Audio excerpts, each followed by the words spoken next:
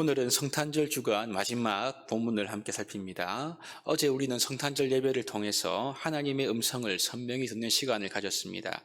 하나님 나라의 특징은 의와 희락과 평강이라고 했죠. 그래서 인간은 아무리 잘 다스린다 하더라도 불완전하기 때문에 인간이 다스리는 나라에는 다툼과 갈등과 반목이 있다고 했습니다. 그래서 피해받고 소외받는 사람들이 항상 있는데요. 하지만 하나님 나라는 그렇지 않습니다. 정의와 기쁨과 평강이 가득한 나라, 충만한 나라, 완벽한 나라가 하나님의 나라입니다. 그래서 성탄은 그 하나님의 나라를 우리에게 주시기 위한 하나님의 사건이다라고 말씀을 드렸습니다. 그래서 성탄절 가운데 우리에게 하나님 나라에 합당하지 않는 죄와 사망을 해결하기 위해서 이 땅에 오신 예수님이야말로 최고의 은혜이시다라고 말씀 우리의 마음에 새겼습니다.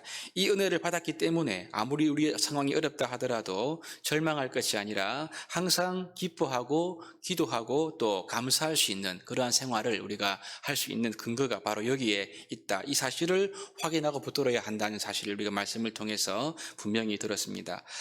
오늘날 우리들은 이렇게 하나님의 말씀, 성경 말씀을 통한 설교를 통해서 하나님의 음성을 듣지만 당시 예수님 당시에는 이 하나님의 큰 기쁨의 소식을 천사들을 통해서 들려졌고요. 그 천사를 통해 들었던 사람들의 전도를 통해서 이것이 전해지고 있음을 보게 됩니다.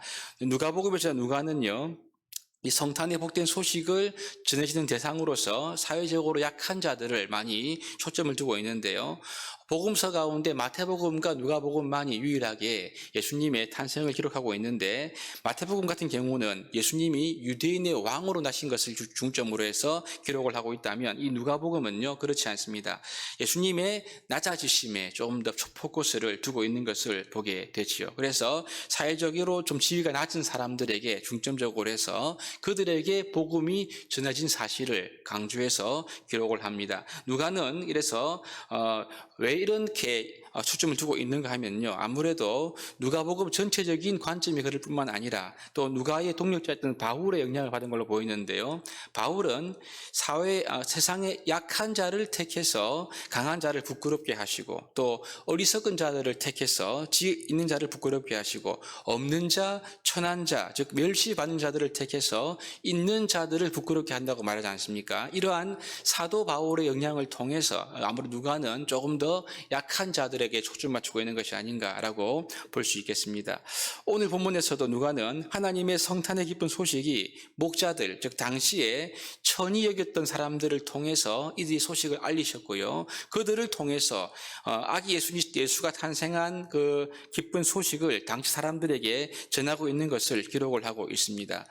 천사가 목자들에게 온 백성에게 미칠 큰 기쁨의 좋은 소식을 전하고 난 뒤에 하늘로 올라가게 되지요. 그 이후에 이들은 그 메시지를 확인하기 위해서 지체하지 않고 베들레헴으로 가게 됩니다. 이 천사의 메시지 가운데는 구주로 태어날 아기가 강보에 쌓여서 구유에 누워 있을 것이라는 말씀을 들었기 때문에 아무래도 이들은 베들레헴에 가서 구유에 있는 아기를 찾았음이 틀림없겠지요. 그리고 마침내 그 아기를 찾게 되었던 것입니다.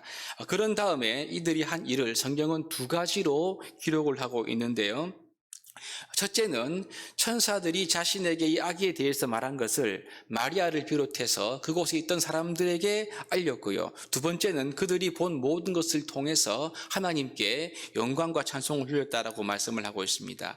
여러분, 목자들은 천사들에게 들었던 소식이 가슴이 뜨거워졌고요. 또 그 사실을 확인하기 위해서 베들레헴으로 빨리 움직여서 달려갔습니다. 그뿐 아니라 자기가 보았던 것들을 하나도 남김없이 다 알리는 역할을 감당했던 것이죠. 이때 이 목자의 메시지를 받았던 사람들의 반응이 18절에 기록되어 있는데요. 듣는 자가 다 목자들이 그들에게 말한 것을 놀랍게 여겼다라고 기록을 합니다. 그런데 성경은 이 소식을 듣는 무리 가운데 특별히 예수의 어머니 마리아의 반응을 좀 더 집중적으로 기록을 하고 있습니다. 19절에 보니까 마리아가 이 모든 말을 마음에 새기어 생각했더라라고 기록을 하고 있지요.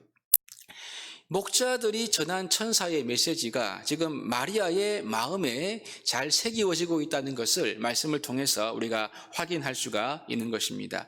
이는 여러분, 마리아가 예수님을 앞으로 키울 사명이 있잖아요. 이 사명을 잘 감당할 수 있는 밑거름이 되었을 것입니다. 왜냐하면 마리아도 사람이지요. 마리아는 예수님을 키우는 사명을 가진 유일한 여성이었습니다.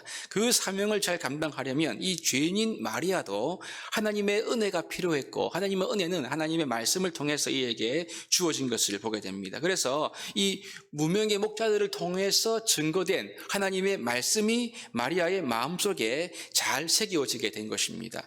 이 부분을 거꾸로 본다면요, 이 무명의 목자들이 전했던 소식은 그 하나님의 말씀이 꼭 필요했던 마리아에게 분명히 새기워지고 있는 것을 또한 보게 되는 거죠. 여러분, 우리는 어제 성탄절 예배를 통해서 하나님의 나라를 우리에게 주기 위한 놀라운 사건이 성탄이라는 것을 우리가 분명히 들었습니다. 그리고 이 하나님의 나라가 우리에게 임하기 위해서 우리의 죄와 심판의 문제를 해결하기 위해 우리 예수님이 대속물로 이 땅에 오신 사실을 우리가 들었습니다. 이것이 우리에게 주어진 최고의 은혜가 아닐 수 없지요. 이 복된 말씀을 들은 우리의 반응이 어떠해야 할까요? 그것은 이 말씀을 나누고 증거해야 한다는 것입니다. 오늘 이 목자들처럼 말이지요. 비록 코로나로 어려운 환경이지만 우리가 처한 환경 가운데 우리가 할 수 있는 최선으로 하나님의 말씀과 하나님의 사랑을 전하게 될 때 이 말씀이 필요한 사람들이 반드시 있을 것입니다. 그리고 이 말씀을 가슴에 새기는 역사가 있게 될 것입니다. 왜냐하면 어려우면 어려울수록 하나님 말씀은 더욱 필요하기 때문이지요. 이 성탄의 복된 메시지를 우리가 비록 무명의 그리스도인이지만 우리가 처한 환경 가운데 최선을 다해서 증거할 때 오늘도 우리를 통하여 하나님의 말씀이 증거되는 역사가 있는 줄로 믿습니다. 여기에 쓰임받는 저와 여러분 될 수 있기를 주님의 이름으로 축복합니다.